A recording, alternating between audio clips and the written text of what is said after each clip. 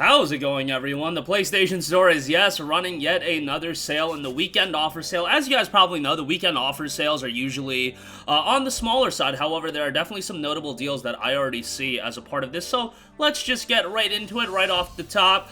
They're definitely promoting some Rockstar games. Heavy Grand Theft Auto 5 Premium Edition is $14.99. And Red Dead Redemption 2 is $24. Red Dead Redemption 2, obviously a part of PlayStation Plus Extra. But that is a game that is definitely going to cycle out in the future, so if you want to have it forever, not a bad idea to pick it up at 24 bucks. I think it's a great price. I thought Red Dead Redemption 2, from a single-player standpoint, was awesome. It's just, man, really would like a PlayStation 5 upgrade on this. I know I'm a broken record as far as saying that, but playing the game on a high-end PC, seeing how it looks, seeing how it plays more than anything, this is a game that would be very, very benefited by a PS5 upgrade, and I'm sure Rockstar will eventually do it, and I'm sure Rockstar is going to make it, that it's not going to be free. At least I would assume so, given what happened with GTA. Nonetheless, RDR2 for $24 is great. GTA 5, obviously, like, everybody and their mother owns this game at this point, so, like, I probably don't have to sell you on that, but it has a quality single player as well.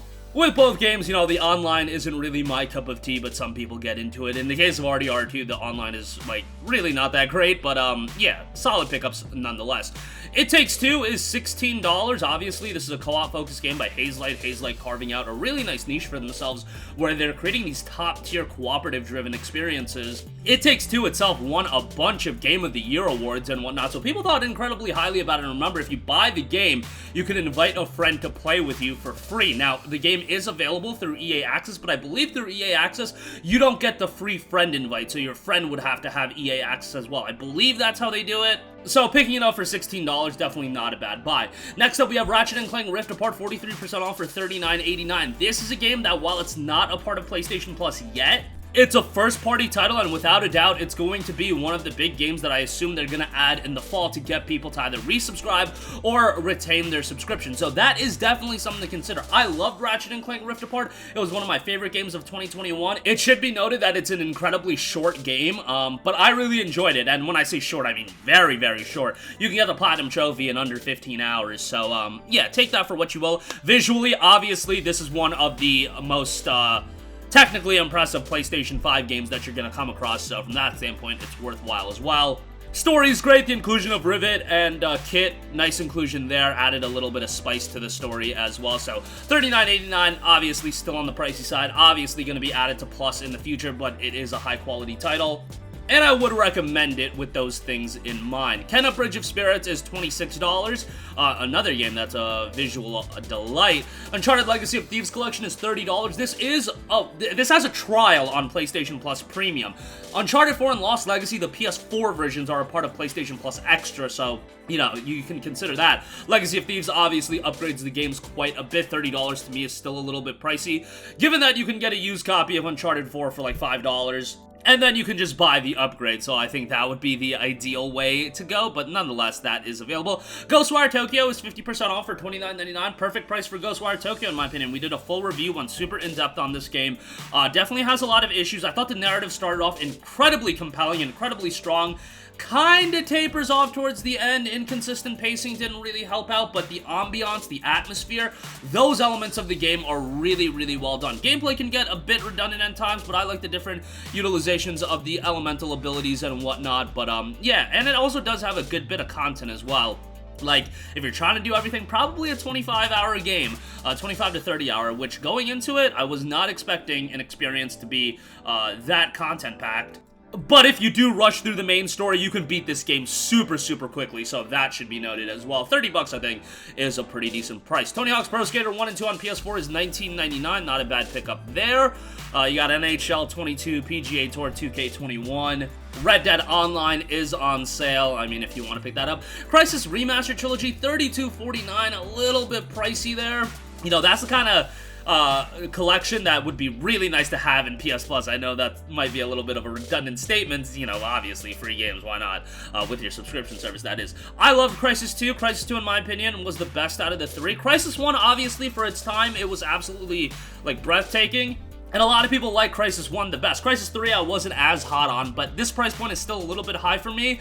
I would say at 20 bucks it would be pretty good, but $32.49 a little bit pricey. Mafia Trilogy, $27. Great price. All of these games are on PlayStation Plus, so yeah, that's something to consider. Mafia 1 is a full-on remake, and I really enjoyed it. The racing mission aside, like, that game has a fantastic narrative, a great main character, and it's a little bit on the shorter side, but hey, these days I think people are sometimes looking for experiences that are a little bit straight to the point, and Mafia 1 was definitely that. Mafia 2 I thought was really solid. The remaster, not that great, but the game itself I thought was really strong. Mafia 3, on the other hand, a little bit on the disappointing side, but still has some quality elements, and I would still say is a worthwhile playthrough. Borderlands 3 is at $14.99. Outer Worlds is at $17.99, which I actually really like that price. Ninja Gaiden Master Collection's at $29.99. Obviously, Ninja Gaiden Sigma, Sigma 2, Sigma 3. Ninja Gaiden 3, excuse me, it wasn't Sigma 3. Good collection. I love the Ninja Gaiden games. I'm super nostalgic with them. Ninja Gaiden Sigma, I got it with my PlayStation 3 when I originally picked up my PS3, and I love the game. Horrendous camera aside, like, the games definitely do show their age, but I still think they're worthwhile action games to get into. Hopefully they do a Ninja Gaiden 4 at some point. I'm starting to lose faith, but, yeah, the Master Collection's pretty good. 30 bucks is a little bit pricey, but I think they're quality games. And hey, maybe a little bit hypocritical to say that Crysis Remastered Trilogy is overpriced and Ninja Gaiden Master Collection at this price point isn't, but yo, that was the breaks. I enjoy me some Ninja Gaiden, and if you want some action titles, I think they're pretty good. I know some people were upset about the fact that they were the Sigma variants of the game.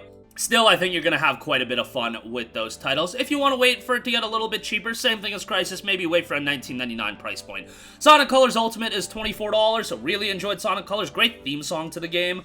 Have to give the quality theme songs a shout when they deserve it, but Sonic Colors is a solid Sonic title that thankfully now getting a little bit more buzz as it's available on a lot of different platforms. Disco Elysium, the final cut, $24, 40% off. If you are a fan of narrative-driven games, well-written games, a little bit lighter on the gameplay side, a lot of decision-making, Disco Elysium is going to be right up your alley. It is incredibly story-driven. Really dig the presentation and the aesthetic to the game. $24 is pretty solid, but you gotta know what you're getting yourself into with this one.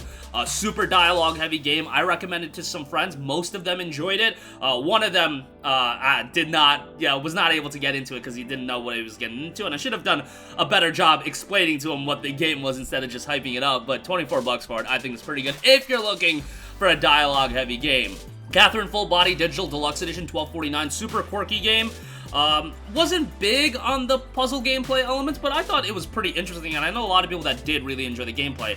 Narrative is super strong, and a lot of replayability in Catherine as well, so that's quite nice. Grid Legends is $27. You got the Doom Slayers collection for $15. Oh, here's a banger deal. Valkyria Chronicles Remastered and Valkyria Chronicles 4, 67% off for $13.19. That's an excellent deal. I loved Valkyria Chronicles 1. Valkyria Chronicles 4 is great as well. Valkyria Chronicles 1, there are times where the game gets a little bit challenging, so bear that in mind.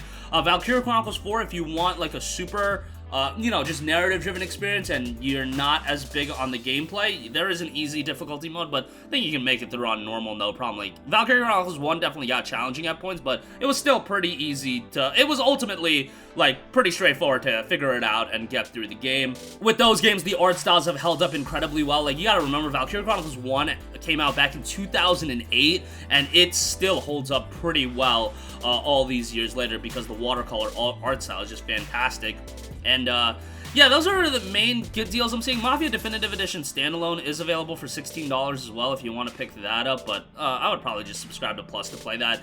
But that is going to do it for me. Again, yet another PlayStation Plus sale. That is 4 concurrent sales running right now, obviously with weekend offers. It's only for the weekend, so this is concluding on June 27th, so jump on it as soon as possible. But that's going to do it for me. Sound off with all of your thoughts in the comments section down below. Thank you for watching, and goodbye. Hey guys, we hope you enjoyed the video, and if you did, make sure to hit the subscribe button, and if you're already subscribed, do us a favor and hit the bell icon. This way you'll be notified whenever we post a new video. That's the best way to keep up with all of our uploads, and we usually try to upload 2 videos a day. And with the bell icon hit, you'll be notified whenever we do upload a video. As always, thanks for watching.